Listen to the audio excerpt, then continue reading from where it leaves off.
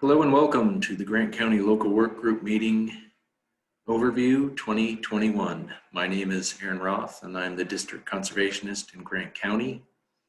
Due to the global pandemic, we have chosen to have our local work group meetings virtually this year via Zoom, and thought it would be an opportunity to record some of this information about what's going on in Grant County, so that folks would be able to download that from our website and get an update on what is going on in the county.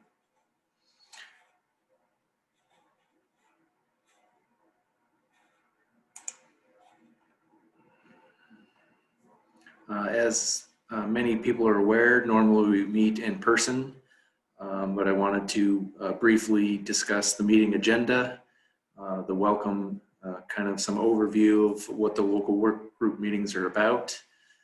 Plan on talking a little bit about the new NRCS and ODF staff, give an overview of some of the programs and projects that have gone on in the county in the last year, talk about the conservation implementation strategies for 2021, talk about the outlook for drought conditions in the county, talk a little bit about some emerging technologies on the rangeland side of the world that are kind of new and exciting, go into a little bit of Grant County demographics and how that information can be used or interpreted, discuss some of the resources that are available either online or other options for customer service, and where there is opportunities for providing input for moving forward as we go forward, looking at funding in the future, well beyond 2021. Then we'll kind of overview the county priority resource concerns, think about new project ideas, and then kind of end today with an overview of the listening sessions that will be offered via Zoom in February, and how folks can get online and participate in those opportunities. So the local work group meetings purpose are basically an opportunity for us to provide a review of the work that we've done in the county over the last year.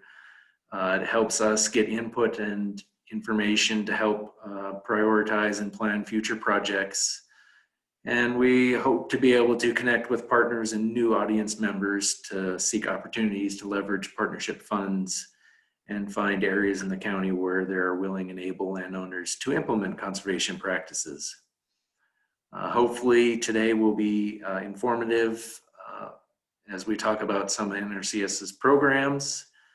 And we kind of want to know, how are we doing? What can we do better? And check in with how things have gone over the last year or years. And then, as we talked a little bit before, are there any emerging technologies, science that we need to look at and try to incorporate into the projects that we're currently doing? And lastly, and maybe most importantly, is gathering input from producers and partners to make sure we're on the right page and we're working together to utilize limited funds. So here's basically the list of the John Day Field Office staff. Currently, there are 4 of us on the NRCS side, including Hannah Mears, Stephanie Muart, Teresa Perkins, and then we have a number of folks with Oregon Department of Forestry that help out with kind of our forestry cost share programs, and that includes Matthew Brown and Austin Reimer. Currently, the CREP Tech position through the Grant Soil and Water Conservation District is vacant, and we'll be looking to hire that position soon. And we also anticipate bringing on another soil conservationist in the foreseeable future. So we're very excited to have some new NRCS staff on board. Here's a little bit of information about Stephanie. She started here kind of at the beginning of the new year, so it's only been a few weeks. but we look forward to having her get around the county and meeting a lot of the producers and partners that we currently work with. Teresa Perkins has come on, and she has a lot of natural resource experience with her time working for the district, both as the CREP technician the last few years, also spent a lot of time spraying weeds with the weed department, and has worked with NRCS on and off for a number of years, kind of in the past. So we're excited about having her on board full time and helping the producers in the county. And then Austin Reimer is new to John Day, started last fall, and will be helping write the forest management plans, which are kind of a component of any of the forestry work that we're doing. So we're very excited to have him on board and helping us get those plans written for the landowners that are involved in that program. This next information is a little bit of information about the Farm Service Agency Conservation Reserve Enhancement Program.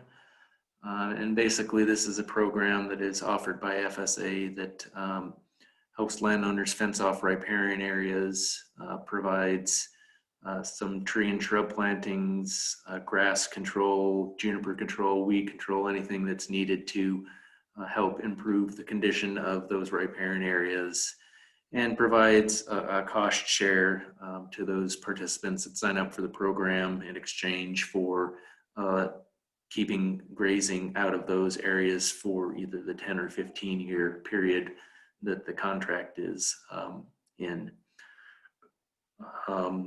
Teresa was very successful in applying for the CREP technical funding through OWEB, and that position was funded for 2020 and 2021 and covered both Baker and Grant County.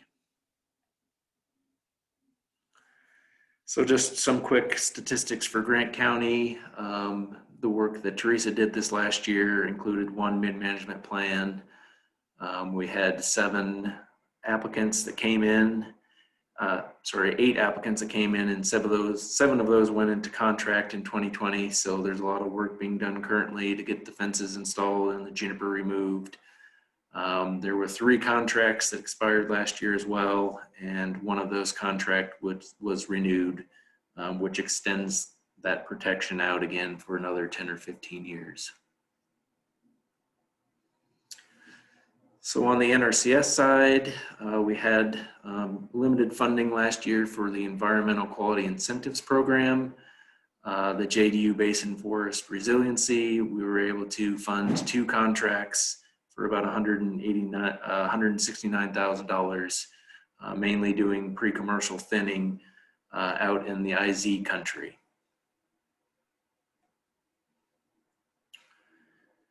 For the Regional Conservation Partnership Program, RCPP, the Blue Mountains Vegetation Health Initiative was a project that was funded by the Grant Soil and Water Conservation District.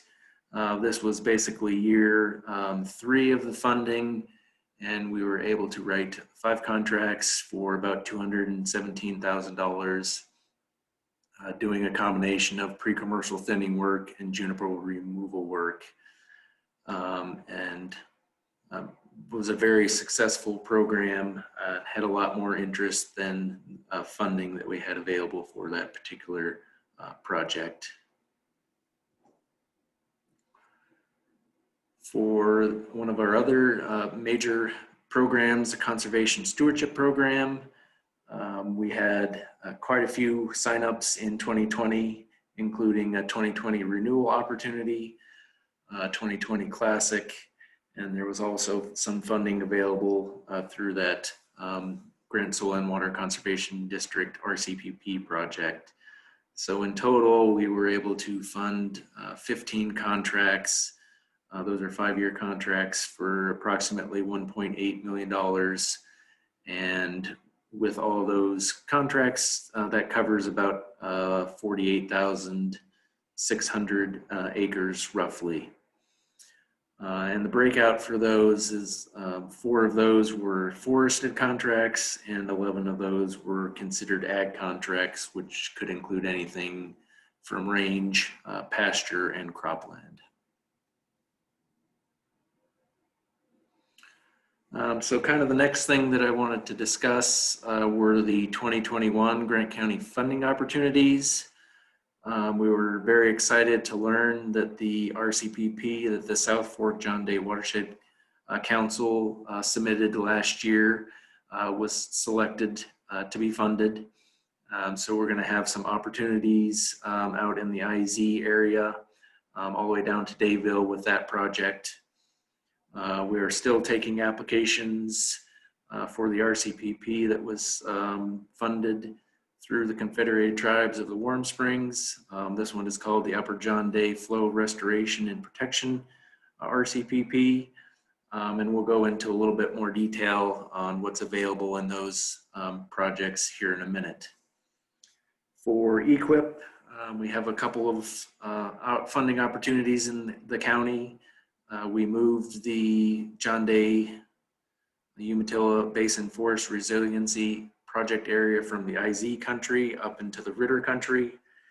And it's basically going to be on the same footprint as Ritter Upland Management Project, which will kind of cover juniper and aspen and the forestry side of that. We still have funding available in the Kaler Multi-County Uplands Improvement Project area, which is kind of down in the Monument Kimberly country. And then we also do have some of the state initiatives, including seasonal high tunnels, energy, and organic and transition to organic, with an application deadline of April 16th, 2021 for those. So here is the map of those funding opportunities for 2021. As you can see, at the north end of the county is the Ritter Upland Management Area and the Basin Forestry. Over in the Monument Kimberly country is the Kaler Basin area doing juniper and pre-commercial work, stock water, aspen restoration, and those types of practices. If we move a little bit further down, you can see for RCPP, the Upper John Day River Flow and Protection Project has a priority area in 1, which is in blue, and then kind of the priority area 2, which is in pink. And there's funding available for doing irrigation on-farm improvements with that. So that may be piping ditches in conjunction with installing more efficient distribution systems such as wheel lines, risers, or potentially pivots in that particular area. There is also some easement money associated with that RCPP, and those properties would need to be within one of those 2 priority areas. For the South Fork John Day Watershed Restoration Project, there are kind of 4 watersheds identified. The 2 furthest to the south we'll be working on in 2021, and those will be the priority areas kind of in and around IZ. In 2022, we'll move to the north and look at the watersheds that kind of go down closer to the Dayville, kind of down the South Fork, and practices that are available under that funding opportunity include juniper removal, pre-commercial thinning, aspen restoration, stock water systems, and maybe potentially wells, and then reseeding or weed spraying. It's kind of some practices that are an option under that particular funding opportunity.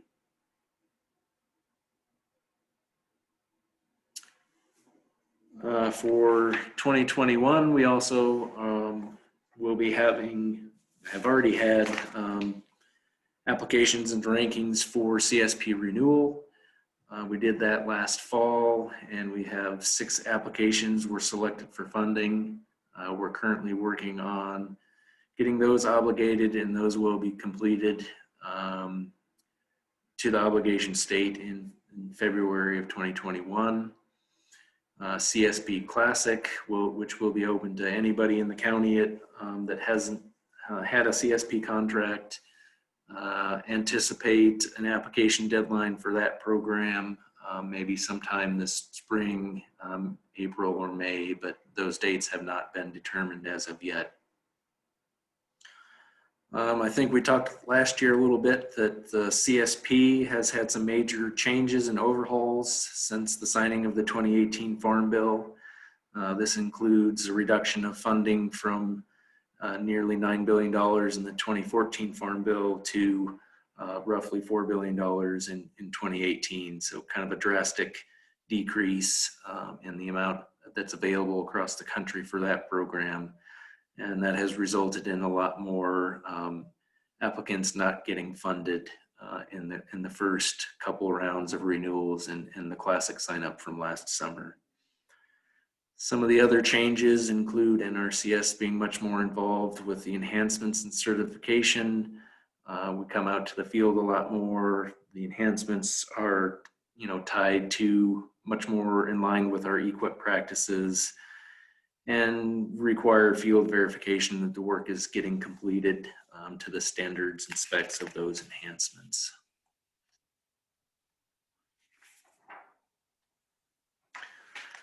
I wanted to speak a little bit about the drought outlook for 2021.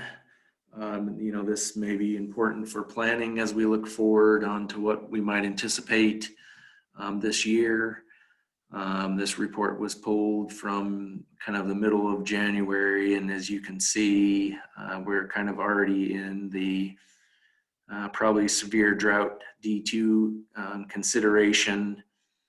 So we're hoping that we continue to get some more rain and snow and moisture this winter, and hopefully we can reduce some of that risk. But just kind of looking at that outlook, it looks like it may be another dry spring and summer.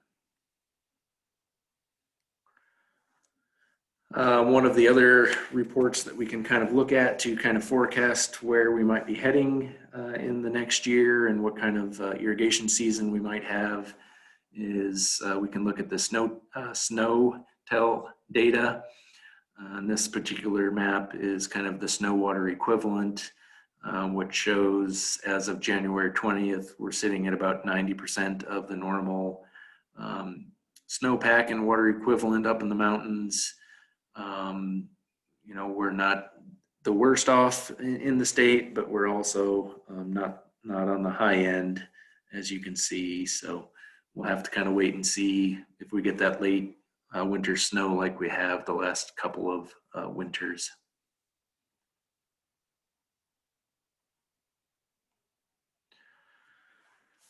The next slide, just wanted to talk briefly about some emerging technologies that are out there. There's a new herbicide that is registered as of last summer that can be used on rangeland. It's called Rejuvra. This is a pre-emergent herbicide that is very effective at controlling some of the undesirable annual grasses that we have, including Medusa head, Ventonata, and jointed goat grass. It has some characteristics in the chemical composition that does not break down in the sun, which allows you to apply this in a much wider window than some of the past herbicides. So you maybe actually be able to apply that in June or July, and it'll sit in the soil until the next rains come to control some of those annual grasses. We're hoping that it will be useful in keeping the annual grasses out for up to 4 years, which hopefully will give us a larger window to reestablish some of the desirable perennials via natural regeneration or seeding. But there are certainly some site considerations that are important and where this chemical has been found to be effective. Mainly, you want to find sites that have good existing perennial component to it. You apply this herbicide and it basically releases the desirable vegetation that's already there and allows it to grow and expand and hopefully reseed itself. Some cost considerations is this chemical is much more expensive than a lot of the other herbicides that are out there. So you really want to think about, where are you applying this chemical? What kind of grasses are already there? What kind of production do you anticipate getting by releasing those grasses? And it's kind of the whole economic side of looking at some of these treatments. So the pictures at the bottom are basically an example of a field that was seeded a few years ago with intermediate wheatgrass, allowed to establish, and then the chemical was applied. The next year, the intermediate wheatgrass in some cases was 5 or 6 feet tall, where if you look at the site across the dirt road there, that was sprayed with a different chemical, the success of the perennial grasses is starkly different. So we're hoping that this continues with applications in and around the county. And Matt Winnick with the Grant Soil and Water Conservation District is working closely with the Bayer, who's basically developed the chemical and was able to put in a number of different plots this last fall with landowners that were willing to kind of trial this product. So we're hoping to see some really positive results from that.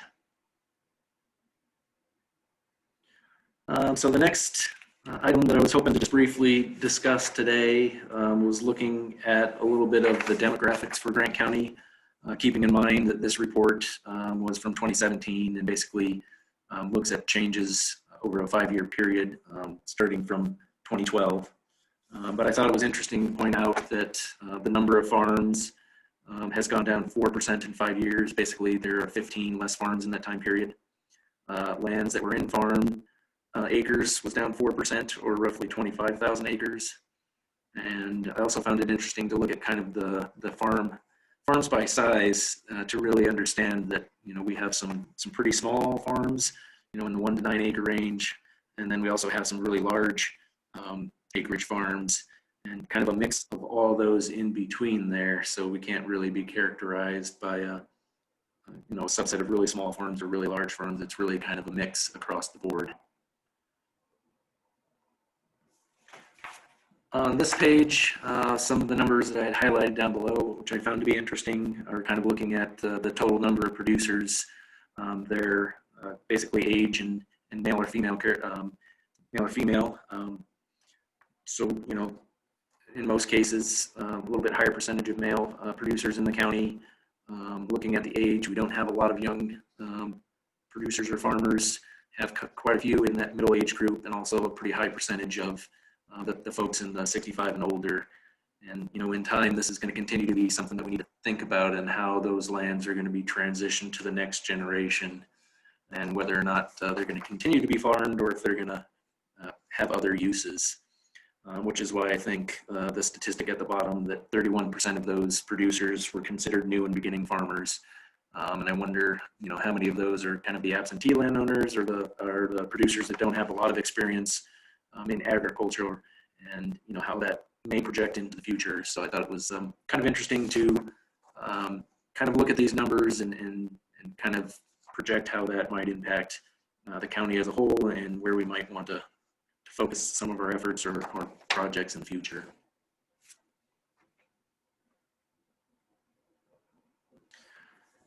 So I just wanted to talk a little bit about some of the technology, customer service, and local input opportunities that are available since we were not able to do this in person. This basically is a snapshot of the Oregon NRCS website. The link is listed over there on the right-hand side, or if you type in Oregon NRCS, this should be the page that it takes you to. So I've got a few things highlighted if you are trying to navigate to some of these locations. So the first one in the purple there is the Oregon Local Work Group Meeting tab, and if you click on that, that will basically bring up the list of all the local work group meetings across the state, when they are, basically some general information about each of those, and I'll show you what that looks like here in a minute. The next one in the orange box below is an interactive map that you can click on, and this provides an opportunity for you to review all the active conservation implementation strategies, or CISs, as well as RCPP funding opportunities or the Joint Chiefs projects that have been funded. Over on the right-hand side, if you click on what's available in my county, you can basically scroll to whatever county you're interested in and click on that link, and it will take you to the county webpage, and that will provide a great deal of information of what's available in each county. So if you click on the Oregon Local Work Group Meeting page, this is basically what comes up. Over on the right-hand side, if you scroll down this page and get to the John Day Umatilla Basin, you can look at the Grant County Local Work Group Meeting. And if you click on that, the agenda for today's overview is there, and then the links for the listening sessions are listed under the location over there on the right. Also has the date on when those listening sessions are occurring, and has my name and information if you ever want to get a hold of me. Here's an example of the Oregon NRCS interactive map. The top one is the conservation implementation strategies. So you can see we've got the Ritter area up on the north end of the county and the Kaler. And then basically the next one down is the RCPP projects. And we've got the Upper John Day River Flow area, as well as the South Fork John Day Watershed restoration area listed there as well. And if you zoom into those, you can click on them and it'll take you to a page that'll provide you more information on each of those projects. So here is what the Grant County John Day Umatilla Basin County webpage looks like, and it has a lot of good information on information about the county, what our long-range plan looks like, what opportunities are available for funding this year, and some pretty interesting success stories down at the bottom that you can click on and read more about what's going on in Grant County. So kind of the customer service component to this is USDA has developed the farmer.gov website. And this is a location where you can go and get information from any of the USDA agencies, whether it's FSA, NRCS, RMA, or any of the other folks that are on there. And it'll give you information about program deadlines, information on conservation programs. And someday soon, it sounds like there'll be some features where you can actually put in an application for NRCS programs and maybe sign contract documentation request assistance through your local field office.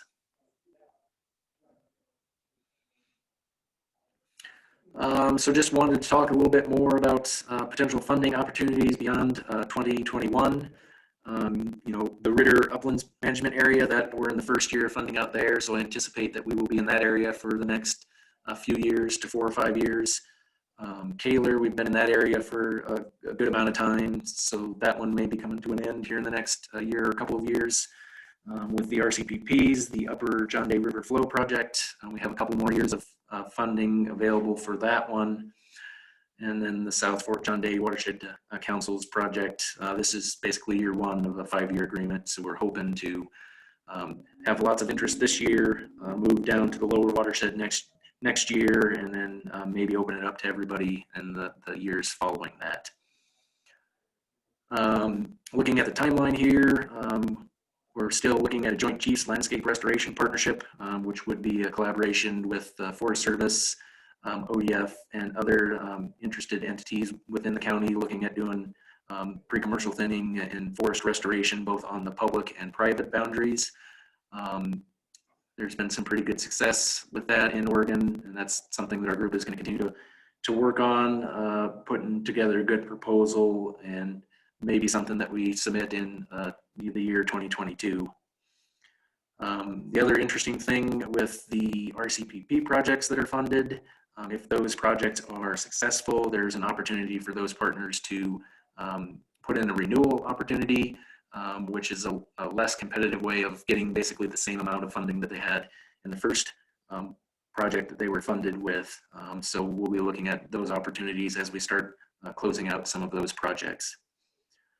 And then the new CIS development is something that we'll continue to talk about coming up in the listening sessions, but would really like to get some input from producers and partners on maybe the next area that we need to look at working and types of projects that we need to work on. As we finish up some of these other projects, we kind of need to have something there ready to go and kind of ready to fund when that happens.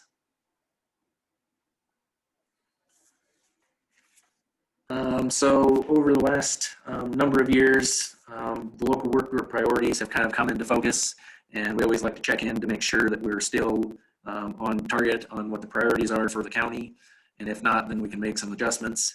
But in the past couple of years, this is kind of the list of those resource concerns. So number one is the invasive species. We've been doing a lot of work with the juniper.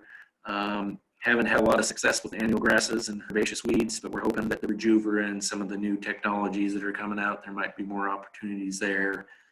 We talked a little bit last year about sweetbriar rose, and I am continuing to see that expanding in its range, particularly in the upper John Day Basin, kind of Mount Vernon and up.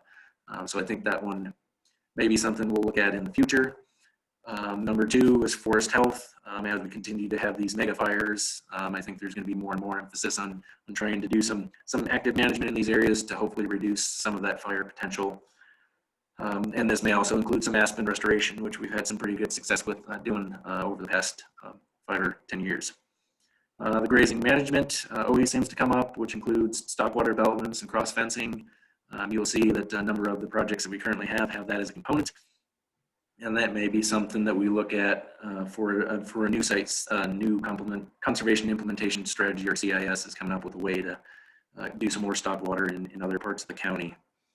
Number 4 is water quality and quantity. So this could include irrigation efficiency improvements and stock water. And again, one of the RCPP projects we have is kind of addressing some of these things. So I feel that we have a pretty good representation with the funding that we have available, that we're addressing a lot of these priority resource concerns in the county. And then number 5 is the easements, and we basically are hoping to keep working lands working and reduce the mitigation threat of subdivisions.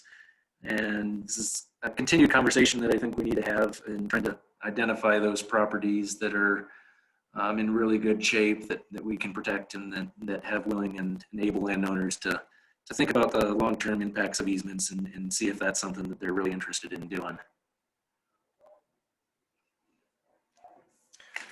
So the last part of this that I wanted to talk about, and it's really kind of the most important part, is really getting the landowner input or partner input for the county.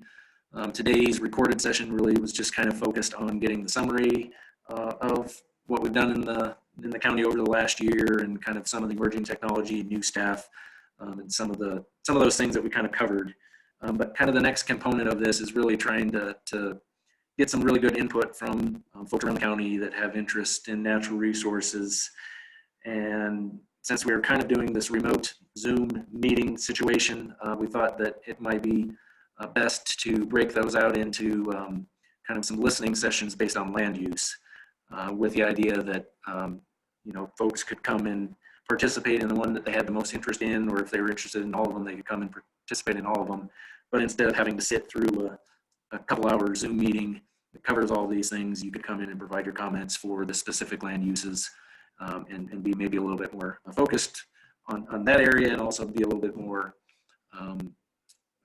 basically have more consideration for your guys' time. So basically in these breakout sessions, we're going to review the resource concerns that are applicable. There may be some partners that are going to talk a little bit about their funding opportunities that they have on those land uses. We'll talk a little bit about current and future project areas, but really we want to gather input from the public, from producers, from partners on, are we doing the right thing? Do we have new areas that we need to focus on? Are there new resource concerns that have popped up that we're not currently addressing? So again, if you want to find the Zoom link for these meetings, you can go to the Oregon NRCS webpage, click on the local work group meeting tab, and then scroll down to Grant County, and all that information is listed there. So you can click on that and participate in the meeting, or there are also some 1-800 numbers that you can call in if you want to listen and do that over the phone. So the first one is going to be on Tuesday, February 16th. and that one's going to look at cropland and pasture land. On Wednesday, February 17th, we're going to focus on rangelands. On Thursday, February 18th, the focus will be forest lands, and each one of those sessions is basically from 1 to 2 p.m. in the afternoon, and hopefully that's a good time that everybody can come and participate. Again, my name is Aaron Roth. My phone number is up in the right-hand corner, and my email address. If you aren't able to participate in one of the listening sessions, feel free to give me a call, send me an email with your thoughts and considerations, because we do want to get as much input as we can, so we're making informed decisions and working in the areas that provide the most good for everybody in the county. And with that, I'm probably going to sign off here. But again, give me a call, send me an email, or please participate in one of the listening sessions if you have the time. Thank you very much.